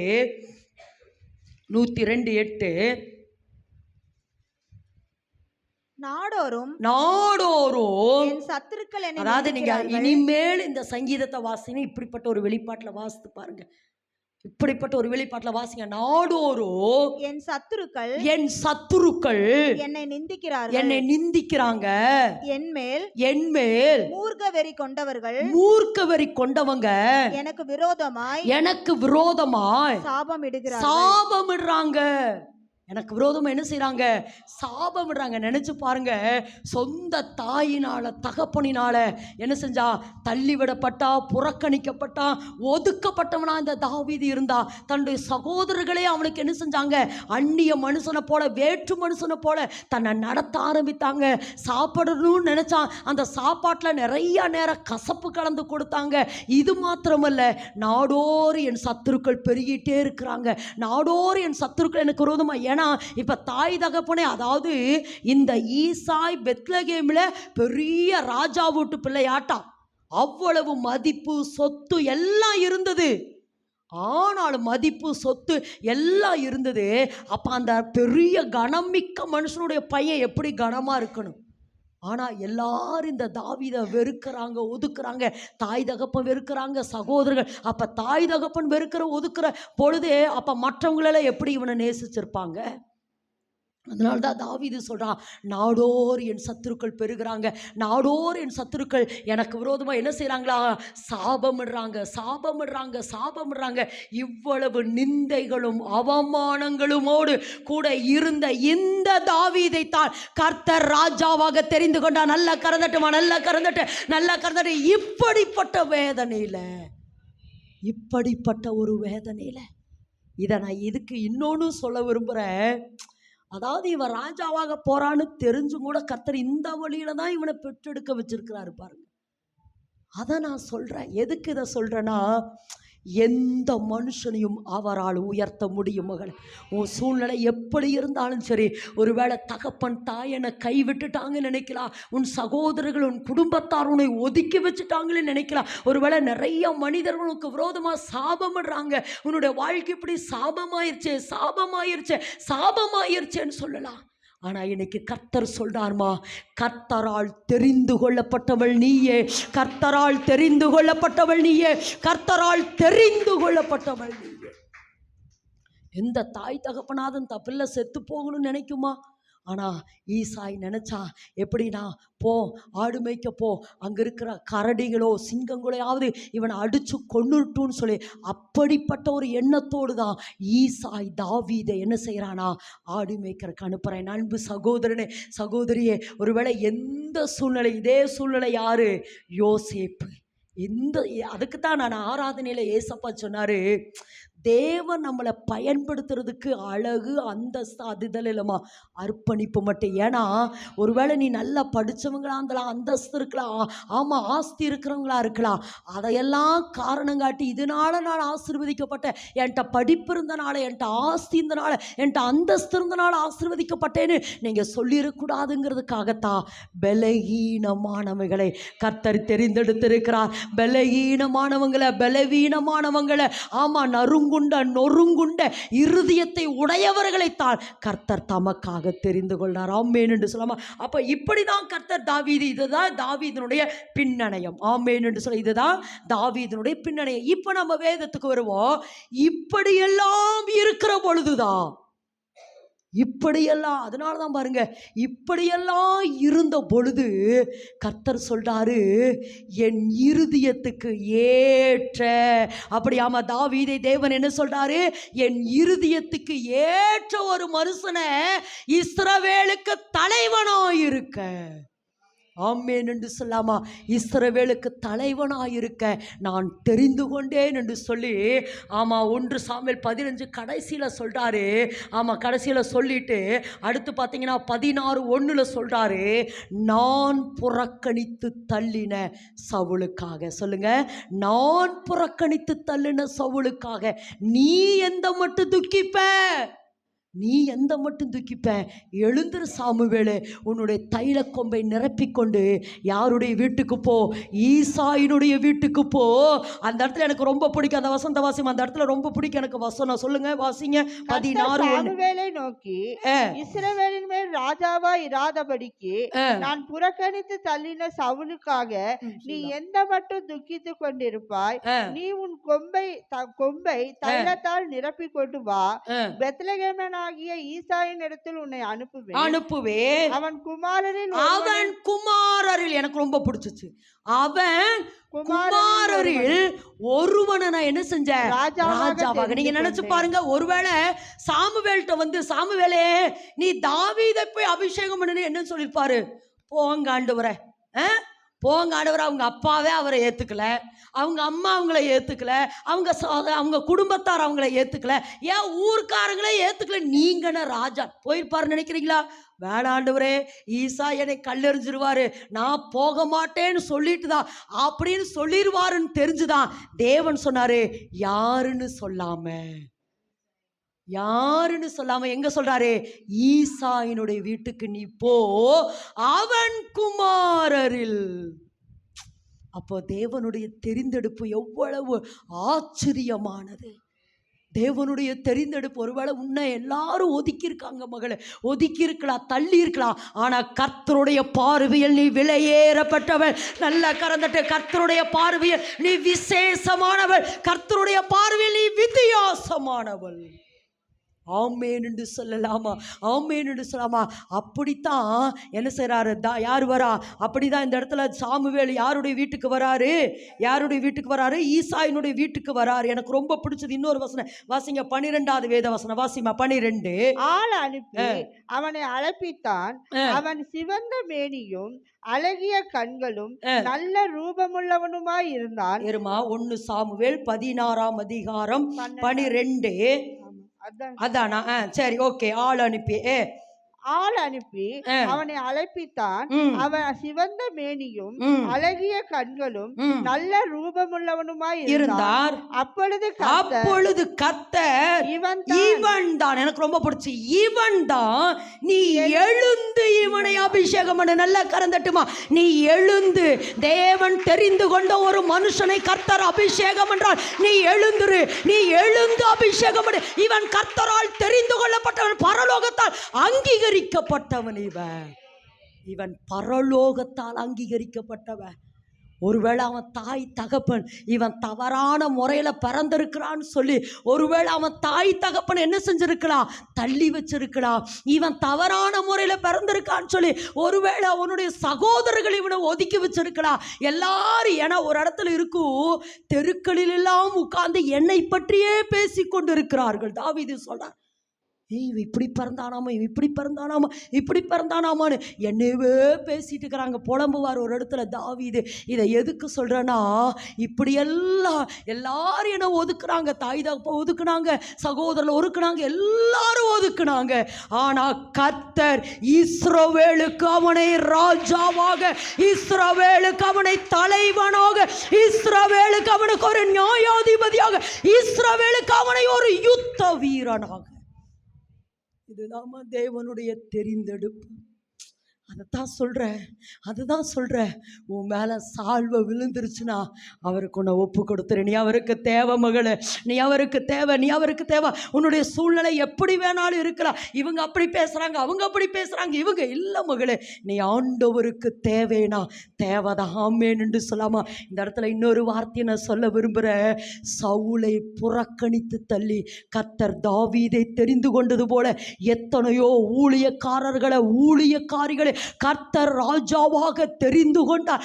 அவர்கள் தேவனுடைய திட்டத்தை நிறைவேற்றவில்லை என்று சொல்லி தேவன் அவளுடைய ஸ்தானத்தில் உங்களை தெரிந்தெடுத்திருக்கார். நல்லா கரந்தட்டுமா? நல்லா கரந்தட்டு. நீ ஆண்டவருக்கு தேவை. சவுலை புறக்கணித்து தள்ளின தேவன் அந்த ஸ்தானத்தில் தாவீதை தெரிந்து கொண்டார். ஆமென் என்று சொல்லலாமா? இப்போ சொல்றாரு, நீ எழுந்து. ஏன்னா ஈசாய் வீட்டுக்கு வந்துட்டாரு. வந்ததுக்கப்புறம் ஒவ்வொருத்தரையா என்ன செய்கிறாரா? ஈசாய் ஒவ்வொருத்தரையா அனுப்புகிறாரு. ஒருத்தருமே அங்கே இல்லை. அங்கே ஒருத்தருமே கர்த்தர் தெரிந்து கொள்ள இவன் அல்ல. ஈசாய் சொல்லிட்டு எனக்கு பிள்ளையே இல்லைங்கிற மாதிரி நின்றுட்டு இருக்கிற பொழுது இத்தனை பேரும் இல்லையே, இன்னும் யாராவது ஒருவர். ஆமாம், அப்போ தான் அவனை அங்கீகரிக்கிறான். ஆமாம், எனக்கு ஒரு பிள்ளை இருக்குது, ஆடு மேய்ச்சிட்டு இருக்குது, போய் அவனை வர சொல். சாமுவேல் வெயிட் பண்ணார். கர்த்தர் அவனுக்காக காத்திருந்தார். கர்த்தர் அவனுக்காக எதுக்கு சொல்றானா? கர்த்தரால நீ தெரிந்து கொள்ளப்பட்டவள் என்று சொன்னார். தேசம் உனக்கு காத்திருக்கிறது. தேவன் உன்னை அபிஷேகம் என்றக்காக அவர் காத்திருக்கிறார். கர்த்தர் உங்களுக்காக காத்திருக்கிறார். அப்போ வந்த உடனே சொல்றாரு, இவன் தான், நீ எழுந்து இவனை அபிஷேகம் பண்ணு. நீ எழுந்து இவனை அபிஷேகம் பண்ணு. இவனை நீ எழுந்து மறுபடியும் அந்த வசந்த வாசிங்க. நீ எழுந்து அழைப்பித்தான். சிவந்த மேனியும் இருந்தான். நீ எழுந்து இவனை அபிஷேகம் பண்ணு என்றான். அப்பொழுது சாமுவேல் தைல கோப்பியை எடுத்து அவன் சகோதரர் நடுவிலே அபிஷேகம் பண்ணினான். அந்நாள் முதற்கொண்டு கர்த்தருடைய ஆவியானவர், நல்ல கரந்தட்டுமா, நல்ல கரந்தட்டு. தாவீது பிறந்த பொழுது ராஜா, ஆனா கர்த்தருடைய ஆவியானவர் இப்ப தாவீதின் மேல இறங்கிட்டார். தாவீதின் மேல் கர்த்தருடைய ஆவியானவர் இறங்கினார். அந்நாள் முதற்கொண்டு ஆவியானவர் தாவீதின் மேல் வந்து இறங்கி இருந்தார். இதெல்லாம் ஏசப்பா கடையாளம். பிறந்த பொழுது ஏசப்பா ராஜாவா பிறந்தாரு. மத்தேயு 4க்கு அப்புறம் ஆவியானவர் அவரை ஆட்கொள்ளுகிறார். இதெல்லாம் ஏசப்பா கிடையாது. ஏற்கனவே இதெல்லாம் நான் சொல்லியிருக்கிறேன். அதாவது தாவீதுக்கு 3 வித அபிஷேகம். ஒன்று அவன் மேல் அபிஷேகம், சொல்லுங்க, அவன் மேல் அபிஷேகம். ரெண்டாவது அவனோட குடும்பத்தாருக்கு முதல்ல மத்தியில் என்ன செஞ்ச அபிஷேகம், முதல்ல இது முதல் அபிஷேகம். தாவீதுக்கு மேல முதல் அபிஷேகம். அடுத்து ஒரு குறிப்பிட்ட எப்ரோன்ல அவனை அபிஷேகம், ஒரு குறிப்பிட்ட 2 கோத்திரத்துக்கு. அடுத்துதான் முழு ஜாதிகளுக்கு தேவன் அபிஷேகம், 3 வித அபிஷேகத்தை தேவன் தாவீதுக்கு மேலாக வைத்தார். சரி, ஓகே. இதற்கு அப்புறம், அதாவது இதுல இருந்து தான் இப்பதான் மெசேஜ் தொடங்குது. ஆமென். சரி, ஓகே. இதிலிருந்து தேவன் இன்றைக்கு நமக்குள்ள என்ன வைக்கிறார் என்பதை குறித்து தான் இன்றைக்கு ஆவியானவர் நம்மளோடு கூட பேசுகிறார். அதாவது நான் திரும்பவும் சொல்றேன், சவுல் யாரால் தெரிந்தெடுக்கப்பட்டவன்? சவுல் மனிதர்களால் தெரிந்தெடுக்கப்பட்டவன். தாவீது தேவனால் தெரிந்து கொள்ளப்பட்டவன். ஒன்று. ரெண்டாவது, ஈசாயினுடைய காரியம், அல்லது ஈசாய் அந்த சனக்கரிப்பு சங்கத்தினாலே ஒதுக்கி வைக்கப்பட்ட பொழுது இந்த ஈசாயினுடைய மனைவி, அதாவது தாவீதினுடைய தாய், வேஷம் மாறி போய், சொல்லுங்க, வேஷம் மாறி போய் ஈசாயின் இடத்துல பிரவேசித்து பெற்றெடுத்த பிள்ளைதான் யாரு? இந்த தாவீது. அப்போ இதை எதுக்கு சொல்றேன்னா, நான் திரும்ப சொல்றேன், சவுல் ராஜ்யபாரம் 40 வருஷம். அந்த சவுலினுடைய 10வது வருஷத்திலேயே யார் பிறந்தா? தாவீது பிறந்தார். அப்போ ரெண்டாவது சவுலினுடைய 2ஆம் வருஷத்திலேயே கர்த்தர் கட்டளையிட்டுட்டாரு ராஜாவாக. அப்ப இவ்வளவு காரியம் இங்க நடக்கிற காரியம். அப்ப இதெல்லாமே தேவன் தாவீதை தாயின் கருவிலேயே ராஜாவாக முன் குறித்தார். எல்லாரும் ஆமென் சொல்லுவோம். முன் குறித்தார். சொல்லுங்க, தாவீதை இஸ்ரவேலுக்கு ராஜாவா இருக்கும் பொழுது ஈசாயினுடைய மனைவி அல்லது தாவீதினுடைய தாய் ஆகிய அந்த தாயாருடைய வயிற்றிலேயே ராஜாவாக தேவன் முன் குறித்தார். சொல்லுங்க, முன் குறித்தார். அடுத்து என்ன சொல்ல? அழைத்தார். அடுத்து நீதிமானாக்கினார். அடுத்து மகிமைப்படுத்தி இருக்கிறார் என்று வேதத்தில் நம்ம வாசிக்கிறோம். அப்போ உள்ள வைக்கிற பொழுதே, சொல்லுங்க, தாவீதை ஈசாயினுடைய மனைவி ஆகிய தாவீதினுடைய தாய்க்குள் வைக்கிற பொழுதே தேவன் தாவீதை என்ன செஞ்சார்னா ப்ரோக்ராம் பண்ணார். அதைத்தான் இன்னைக்கு நான் சொல்ல விரும்புறேன். என்ன பண்ணாரு? சொல்லுங்க, என்ன பண்ணாரு? ப்ரோக்ராம்னு என்ன பண்ணலாம்? ப்ரோக்ராம்னு எப்படி சொல்லலாம்? இப்போ ரோபோட் இருக்கு. ரோபோட்டை ப்ரோக்ராம் பண்ணி ஹோட்டல் கடையில் வச்சுட்டா போதும். அது சர்ன்னு போய் எந்தெந்த டேபிளில் போய் என்னென்ன சாப்பாடு வைக்குமோ அதெல்லாம் வச்சிரும். இப்போ நான் நமக்கு புரியுற மாதிரி சொல்கிறேன். நம்ம வீட்டு வாஷிங் மிஷின் இருக்குல்ல, இருக்கா இல்லையாம்மா? ஓகே, இருக்கு. வாஷிங் மிஷினை ப்ரோக்ராம் பண்ணுவாங்க தெரியுமா? அது துவைக்கணுமா, அடுத்து அலசணுமா, அல்லது காய வைக்கணுமா, அல்லது 2 நிமிஷத்தில் துவைக்கணுமா, 1 நிமிஷத்தில் துவைக்கணுமா, அல்லது புளியாமல் துவைக்கணுமா, புளிஞ்சு துவைக்கணுமா, காய வைக்கணுமா, அப்படிங்கிறவோட ஒன்று தெரியுமா? நான் இப்போ இங்கே வந்துட்டேன், 2 மணிக்கு துவைன்னு சொல்லி அதுக்கு ஒரு ப்ரோக்ராம் இருக்குது தெரியுமா? வாஷிங் மிஷினில். இப்போ நான் ஏன்னா 5 மணிக்கு நான் வீட்டுக்கு போகிறேன். காலையிலேயே துவைச்சி சும்மா அது உள்ளேயே ஊறிட்டு இருக்க வேண்டான்னு சொல்லி 2 மணிக்கு ஆன் பண்ணி 1 மணி நேரத்தில் துவைச்சி வைன்னு 2 மணிக்கு ப்ரோக்ராம் பண்ணலாம். இதுதான் ப்ரோக்ராம் பண்ணுறது. அப்போ நான் என்ன சொல்கிறேன்னா, தாவீது தாயின் கருவிலேயே இருக்கிற பொழுதே கர்த்தர் 7 காரியத்தை ப்ரோக்ராம் பண்ணி இருக்கிறார். நல்ல கரந்தட்டுமா? 7 காரியத்தை கர்த்தர் தாவீது தாயின் கருவிலேயே இருக்கும் போது, அதனால தான் நம்ம பாடணும், எலும்புகள் உருவாகல, நரம்புகள் உருவாகல, தசைகள் உருவாகல, தரிசனம் உருவானதே, தாய் கருவிலே தரிசனம் உருவானதே. மீண்டும் தரா, எலும்புகள் உருவாகல, நரம்புகள் உருவாகல, தசைகள் உருவாகல, தரிசன் உருவானதே, தாய் கருவிலே தரிசனம் உருவானதே. எப்படிப்பா உமக்கு நன்றி சொல்லுவேன், சொல்ல வார்த்தையே இல்லை. நீங்க போது என் வாழ்க்கை முழுவதும் வேறு ஆசையே இல்லை. எப்படிப்பா உமக்கு நன்றி சொல்லுவேன், சொல்ல வார்த்தையே இல்லை. நீங்க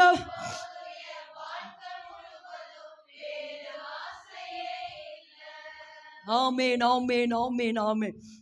அப்ப சொல்லுங்க, தாவீதே தாயின் கருவில் வைக்கிற பொழுதே கர்த்தர் ப்ரோக்ராம் பண்ணிட்டார். என்னென்ன ப்ரோக்ராம் தான் கடகடன் போயிடுவா, ஏன்னா வேற வார்த்தைக்குள்ளே வரணும். துதிக்கிற ப்ரோக்ராம் தான். சங்கீதக்காரன் என்றாலே, அதாவது தாவீது என்றாலே சங்கீதம், துதிக்கிற ஒரு ப்ரோக்ராமை பண்ணியிருந்தாரு. தாவீதை அழகாக உண்டு பண்ணார். எப்படியாமா? பக்கத்தில் பாருங்க, அழகாக இருக்காங்கன்னு பாருங்க. ஆமாம், அழகாக இருக்கீங்க, தேவ சாயல் வரும் உங்களுக்குள்ள தெரியுது. ஆமாம், நீங்கள் எப்படிப்பட்டவங்க, அழகாக இருக்கீங்க. சொல்லுங்கள். ஆமாம், தாவீதே ஆமாம் துதிக்க ப்ரோக்ராம் பண்ணியிருந்தார், அழகுள்ளவளாய் ப்ரோக்ராம் பண்ணியிருந்தார். அடுத்து தாவீது பாருங்கள், தாவீது எந்த மிலிட்ரியில் போய் ட்ரைனிங் எடுத்தார்? எதுக்கு? சண்டை போடுறதுக்கு. எந்த போர்க்களத்தில் போய் எடுத்தார்? கர்த்தரே, சொல்லுமா, கர்த்தரே யுத்த வீரனுடைய அபிஷேகத்தை கர்த்தர் தாவீதுக்குள்ள வச்சுதான் என்ன பண்ணாரா? வெளியவே கொண்டு வந்தார். அடுத்து காரிய சித்தியுள்ளவர். அந்த 1 சாமுவேலை தாவீதை குறித்து இன்ட்ரடியூஸ் பண்ணுற பொழுது சொல்கிறாங்க பாருங்க. அந்த வசனத்தை வாசிக்க முடியுமா?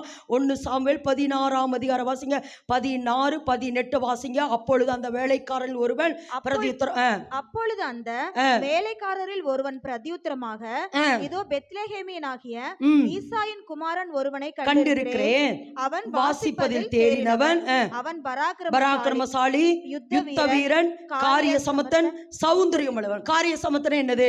காரிய சமர்த்தனை என்னது? சாதிக்க பிறந்தவர். சொல்லுமா, எந்த காரியத்தை எடுத்தாலும் அதை சக்சஸ் பண்ற அந்த அபிஷேகத்தை கர்த்தர் உள்ள தாவீதுக்குள்ள வச்சுதான் அனுப்புனார்.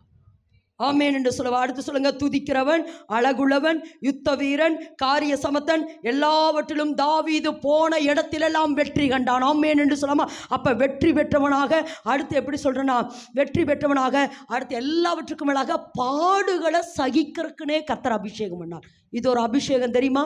இது பாடுகளை, ஆமா, பக்கத்தில் கருத்தப்படுங்களே, உங்களை கர்த்தர் தெரிந்தெடுத்த பொழுதே பாடுகளை சகிக்கிறதுக்கு ஒரு அபிஷேகம் வேணுமா?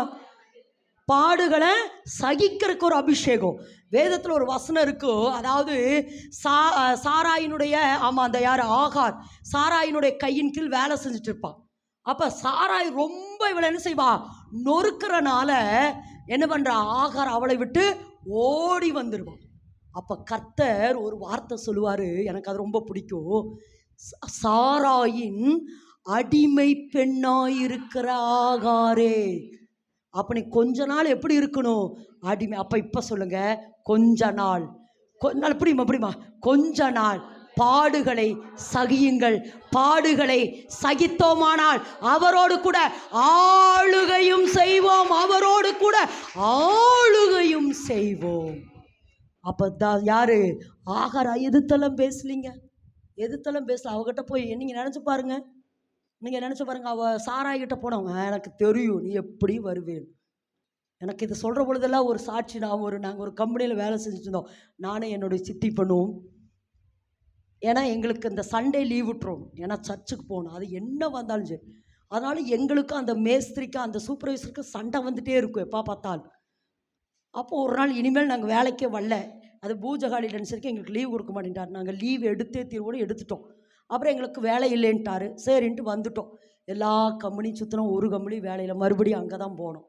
ஏன்னா இந்த ஆகார நிலைமை இப்போ சொல்கிறேன், ஏன்னா இப்போ வந்த இடத்துலேருந்து மறுபடியும் போனால் எவ்வளோ கேவலமாக இருக்குது, அதுக்காக சொல்கிறேன். அப்போது அந்த சூப்பர் வந்துட்டிங்களே, பூமி உருண்டையானது, எங்கே சுற்றினாலும் இங்கே தான் வரணும் அப்படி சொன்னார். அந்த மாதிரி ஆகார் என்ன செஞ்சா? போன உடனே சாரா எவ்வளவு நொறுக்கி இருப்பான். இல்லை, இதை எதுக்கு சொல்கிறேன்னா, கர்த்தர் கொஞ்ச நாள் ஆகாரை அடிமை பெண்ணாக இருக்க அழைத்தாருமா.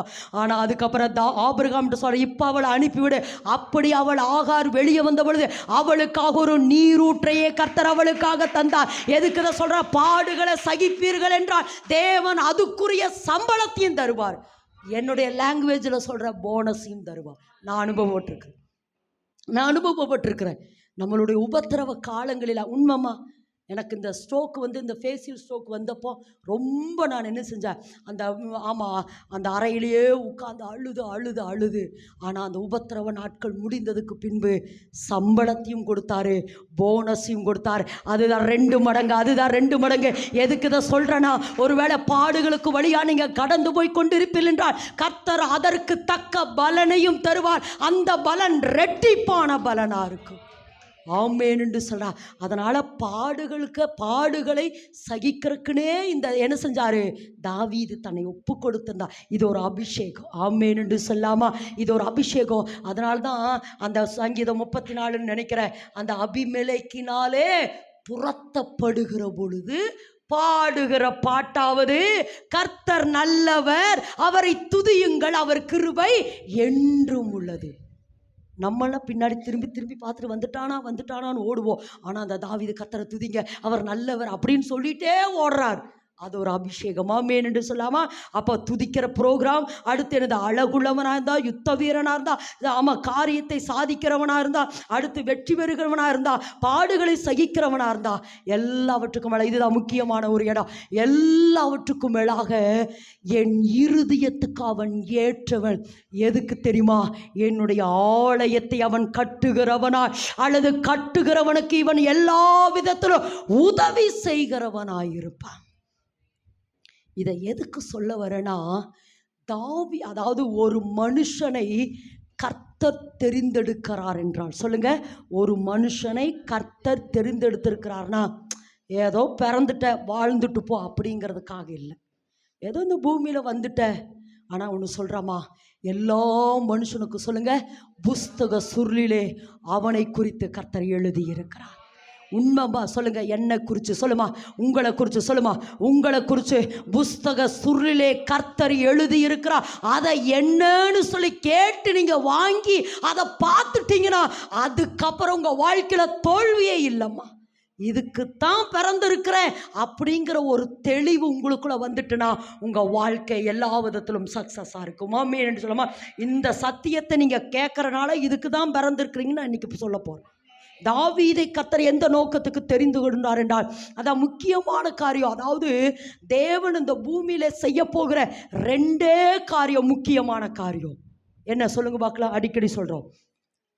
ஒன்று சத்துருவை அழிக்கிறது. சொல்லுங்க, ஒன்று சத்துருவை அழிக்கிறது அப்படிங்கிறத இப்போ தாவீது இதை செஞ்சாரு. அமலேக்கியனை அழிச்சான், பெலிஸ்தனை அழிச்சான், அவனை அழிச்சான், இவனை அழிச்சான். ஆனால் நம்ம சாத்தான் அழிக்க முடியாது. ஆனால் சாத்தானுடைய வல்லமைகளை அழிக்கிற அதிகாரத்துக்காகத்தான் கர்த்தர் நம்மளை தெரிந்தெடுத்திருக்கிறார். இப்போ சொல்லுங்க, ஒன்று சாத்தானுடைய வல்லமை அழிக்க, 2வது தேவ ராஜ்யத்தை, அதாவது தாவீதை தேவன் எதற்கு தெரிந்தெடுத்தார் என்றால் கர்த்தருடைய ஆலயத்தை கட்டுகிறதற்காக. வாசிப்போமா, வாசிங்க பார்க்கலாம். 1 ராஜாக்களின் புஸ்தகம் வாசிங்க. 1 ராஜாக்கள் 8ஆம் அதிகாரம் 16, 17 வாசிங்க. 1 ராஜாக்கள் 8, 16, 17.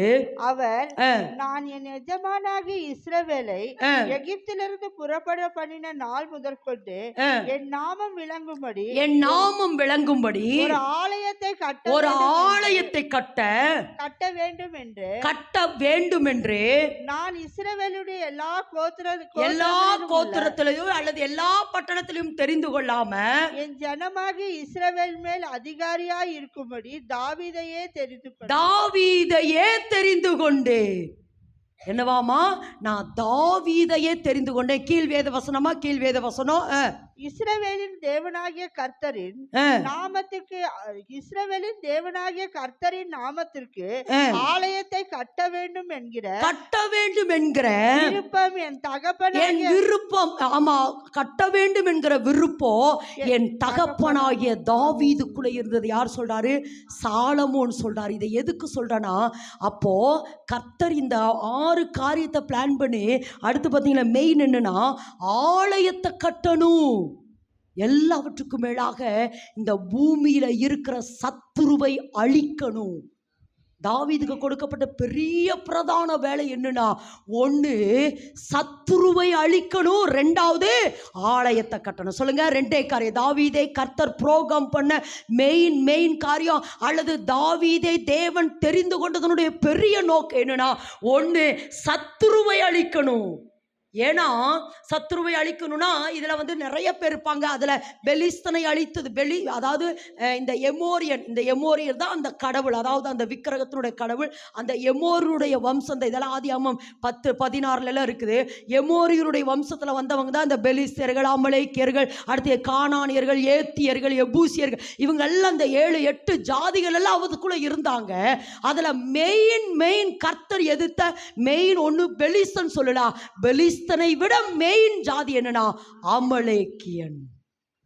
ஏன்னா அமலேக்கியனுக்குள்ள தான் சாத்தான் டைரக்டா வேலை செஞ்சான். அப்படி சொல்லலாம். இன்னொன்று எப்படி சொல்லலான்னா சாத்தானுடைய, அதாவது எப்படி சொல்றா, இந்த பூமியினுடைய எல்லா ஆஸ்தி ஐஸ்வர்யம் வெள்ளி பொண்ணு எல்லா ஜனங்க எல்லாவற்றையும் ரொம்ப கொள்ளையாடினவன் யாருன்னா இந்த அமலேக்கியன் தான். அதனால்தான் இஸ்ரவேல் ஜனங்கள் எகிப்திலிருந்து வெளியே வந்த பொழுது முதல் வழிமறித்தவன். யாத்திரையாகமம் 17ஆம் அதிகாரம் வாசிங்க, 17-16. யாத்திரையாகமம் 17-16 வேகமா.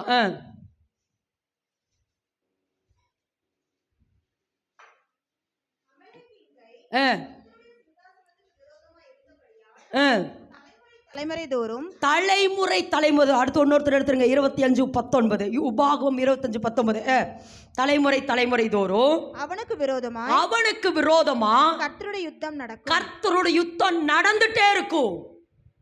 யாருக்கு விரோதமா? அமலேக்கியன். ஏன்னா இந்த அமலேக்கியன் தான் நேரடியா சாத்தான் அல்லது சாத்தானுடைய முழு ரூபமே யார் மேலே இறங்கியிருந்ததுன்னா இந்த அமலேக்கியன். அதனால்தான் இஸ்ரவேல் ஜனங்கள் வெளியே வந்த பொழுது முதல் வழிமறித்தவன் இவன் தான். 1.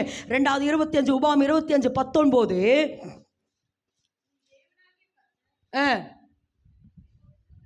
உன் தேவனாகிய கர்த்தர் நீ சுதந்தரித்துக் கொள்ள உனக்கு கொடுக்கும் தேசத்தின் சுற்றுப்புறத்தாராகிய உன்னுடைய சத்துருக்களை எல்லாம் உன் தேவனாகிய கர்த்தர் விலக்கி உன்னை இளைப்பாற பண்ணும்போது நீ அமலேக்கின் பேரை வானத்தின் கீழ் எங்கும் இராதபடி அழிய பண்ண கடவை. இது தேவன் இஸ்ரவேல் ஜனங்களுக்கு கொடுத்த பிரதான வேலை. நீ கானானுக்குள்ள போய் இளைப்பாரிட்டு இருக்கிற பொழுது கர்த்தர் எல்லா சத்துருக்களையும் ஓய பண்ணிட்டான்னு சும்மான்றாத. அமலேக்கியனை முற்று நீ அழிச்சிடணும். அவன் பேரு எங்க இருக்கக்கூடாது. இந்த வேலை தான் நமக்கு கொடுத்துருக்கிறாரு. ஆமென்னு சொல்லுவான். இந்த வேலையை முதல்ல யார்கிட்ட கொடுத்தாரு? மோசே செஞ்சான். அதுக்கப்புறம் யார் செஞ்சா? ஜோசுவா. ஏன்னா எதுக்கு சொல்றேன்னா, இவங்களை அழிச்சுட்டே வந்தாங்க, ஆனா யாருமே முழுக்கமா அழிக்கல. மோசே கிட்ட கொடுத்தாரு, மோசே அழிக்கல. அடுத்து அந்த வேலை அடுத்து யாருக்கிட்ட வந்தது? யாருக்கிட்ட வந்தது? ஜோசுவாட்ட வந்தது.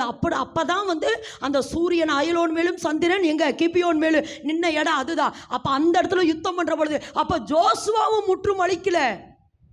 அடுத்து இந்த வேலை யாருக்கிட்ட வந்ததுன்னா சவுல்கிட்ட வந்தது. நீ ராஜாவாயிராதபடி புறக்கணித்து தள்ளினு சொல்ல என்னன்னா, இந்த பெரிய ப்ராஜெக்டை கர்த்தர் சவுல்கிட்ட தாங்க கொடுத்தாரு. அமலேக்கியனை முற்றிலும் நீ அழிச்சிடணும் பெரிய வேலையை கர்த்தர் சவுல்கிட்ட கொடுத்தாரு. அவன் என்ன பண்ணிட்டா? கொஞ்சம் தப்ப விட்டுட்டாரு. அப்போ கீழ்ப்படியிலேன்னு கோபப்பட்டாரு. இப்ப அமலேக்கியனை முற்றிலும் அழிக்கலேன்னு சொல்லி ராஜாவா இராதபடி புறக்கணித்து தந்தார். இப்ப சவுல்கிட்ட விட்ட வேலை இப்ப யாரு தான் எடுக்கிறா? தாவீது தான் எடுக்கிறாரு. 1 சாமுவேலின் புஸ்தகம் வாசிங்க. 1 சாமுவேல் 30ஆம் அதிகாரம் 1வது வேத வசனம். 1 சாமுவேல் 30:1. தாவீதும் அவன் மனுஷரும் 3ஆம் நாளிலே சிக்லாகுக்கு வந்து சேருகிறதற்குள்ளே அமலேக்கியர் தென்புறத்து சீமையின் மேலும் சிக்லாகின் மேலும் விழுந்து சிக்லாகை கொள்ளையடித்து அதை அக்கினியால் சுட்டெரித்து. அதை அக்கினியால் சுட்டெரித்தாங்க. போது 18ல வாசி. இன்னொரு வசனம் இருக்கும். அப்ப அமலேக்கியனை முற்றிலும் அழித்தவன் யாரு? தாவீது. அப்ப நல்லா விளங்கமா, கர்த்தர் இன்றைக்கு இந்த சத்தியத்தை நம்மளோடு கூட பேசுறாருன்னா, அப்போ கர்த்தர் கர்த்தர் எப்படி தாவீதை புரோகிராம் பண்ணி இந்த பூமிக்கு அனுப்பினாரோ அதே போல கர்த்தர் இப்ப நம்மளை புரோகிராம் பண்ணி கொண்டிருக்கிறார். சத்துருவை முற்றுமுடிய அழிக்கிற, சாத்தானுடைய சகல வல்லமைகளை அழிக்கிற ஒரு பெரிய அதிகாரத்தை கர்த்தர் நமக்குள்ள வச்சுட்டு இருக்கிறார். ஆமேன் என்று சொல்லாம, அப்போ யார் அழிச்சான்? தாவீது அழிச்சாரு. ஆனா கொஞ்சம் மிச்சம் மீதி இருந்தது பாருங்க, அதை யாருன்னா நப்தலி குடும்பத்தார் அழிப்பாங்க. 1 நாளாகமம் வாசிக்க வேண்டாம், 1 நாளாகமம் 22:15 நீங்க வாசித்தீங்கன்னா என்ன நடக்கும் அப்படின்னா, இதை யார் அழிப்பானா? நப்தலி குடும்பம் அழிப்பாங்க. கடந்த நாட்களில் கர்த்தனுக்கு ஒரு சத்தியத்தை வெளிப்படுத்தினா, ஒரு நாள் நைட்டு நான் தூங்கிட்டு இருக்கிற கர்த்தர் இந்த வார்த்தையை சொல்றாரு. எனக்கு அப்படியே ஓடுது, இந்த வசனம் உள்ள ஓடுது. நப்தலி குடும்பம் அழிச்சும் கூட ஒருத்தர் தப்பிட்டான். அது யார் தெரியுமா? ஆமான். யார் தப்பிட்டான்? ஆமான். அந்த ஆமானை அழிக்க கர்த்தர் எஸ்தரை எழுப்பினார் பாருங்க. அந்த ஆமானை அழிக்க எஸ்தர் எழும்பி ஆமானினுடைய முழு குடும்பத்தையும் தூக்கில போட்டுட்டான். ஆமேன் என்று சொல்லாமா? அப்போ கர்த்தர் என்ன சொல்றாருன்னா, இதை நான் எதுக்கு இது உங்ககிட்ட சொல்றேன்னா, நீ நினச்சிட்ட ஒரு அடி அடிச்சுட்டா பாம்பு செத்து போயிருமுன்னு. நான் ஏற்கனவே திரும்ப சொல்கிறேன், ஒரு அடி அடித்தா இல்லை மகளே, அடிச்சுட்டே இரு. சொல்லுங்க, அடிச்சுட்டே இரு. நான் அடிக்கிறேங்க, சாக மாட்டேன், பரவாயில்ல, அடிக்க அம்மியே நகருன அந்த சாத்தான் சாக மாட்டானா? இந்த அம்மிக்கள் நகராதா? அம்மிக்களே நகருன அந்த சாத்தான் என்ன சர்ப சாக மாட்டான். இன்னைக்கு கர்த்தர் சொல்றார், திரும்ப அடி. இது குட்டி தானே, விட்டுறாத மகனே, இது குட்டி தானே, இது குஞ்சு தானே, அப்படின்னால எதையுமே விட்டுறாதம்மா, அடிச்சுட்டேரு. சாத்தானுடைய எந்த கிரியைகளும் என் வீட்டுக்குள்ள செயல்படக்கூடாது. என் தகப்பன் வழியில, தாய் வழியில வருகிற அமலேக்கினுடைய, பெலிஸ்தனுடைய எந்த கிரியைகளும் என் வீட்டுக்குள்ள இருக்கவே கூடாது. அவனை அழிக்க தேசத்துக்குள்ள போறதுக்கு முன்னாடி முதல்ல யாரு? என் வீட்டுக்குள்ள முதல்ல எனக்குள்ள சாத்தான் வேலை செய்யக்கூடாது, அவனை அழிக்கணும். 2வது என் வீட்டுக்குள்ள, அடுத்து என் உறவுகளுக்குள்ள, அடுத்து என் பட்டணத்துக்குள்ள, அடுத்து என் தேசத்துக்குள்ள சாத்தான் என்ன செய்யக்கூடாது? ஆமா வேலை செய்யக்கூடாது.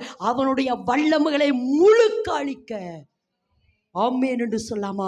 ஒன்று சொல்லுங்க, திரும்ப சொல்கிறேன், சத்ருவை அழிக்கிறதுக்கு கர்த்தரனை அபிஷேகம் பண்ணி இருக்கிறார். ஒருவேளை நீ நினைக்கலாம், தாவீது பிறக்கிற பொழுதே ராஜாவாக பிறந்தாரு, ஒருவேளை அந்த அபிஷேகத்தோட இப்போ நம்ம சொன்னது போல யுத்த வீரனுடைய அபிஷேகம், போர் வீரனுடைய அபிஷேகம், சௌந்தரியமுள்ள அபிஷேகம், போன இடத்துலலாம் வெற்றி அடைகிற அபிஷேகம், விருத்தி அடைகிற அபிஷேகம் தாவீதுக்குள்ள தாங்க இருந்ததுன்னு சொல்லலாம். ஆனால் அதை விட மேன்மையானது சொல்கிறேன், ஏசப்பாவுடைய ரத்தத்தையும் சரீரத்தையும் நான் பானம் பண்ணுறதுனால ஏசப்பா ரத்தத்துக்குள்ள இருக்கிற ஜீவன், ஏசப்பா ரத்தத்தில் இருக்கிற ஜெயம், ஏசப்பா எப்படி ஜெயித்தாரோ சாத்தானுடைய சகல வல்லமைகளை ஜெயிக்கிறதுக்கு ஏசப்பா எப்படி அபிஷேகம் பண்ணப்பட்டிருந்தாரோ, ஏசப்பனுடைய ரத்தத்தையும் சரீரத்தையும் நாம் பானம் பண்றதுனால.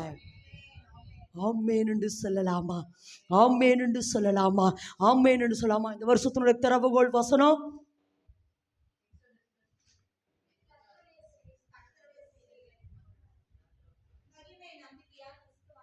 கிறிஸ்துவானவர் எனக்குள் மகிமையின் நம்பிக்கையாய். சொல்லுமா, கிறிஸ்துவானவர் எனக்குள் மகிமையின் நம்பிக்கை.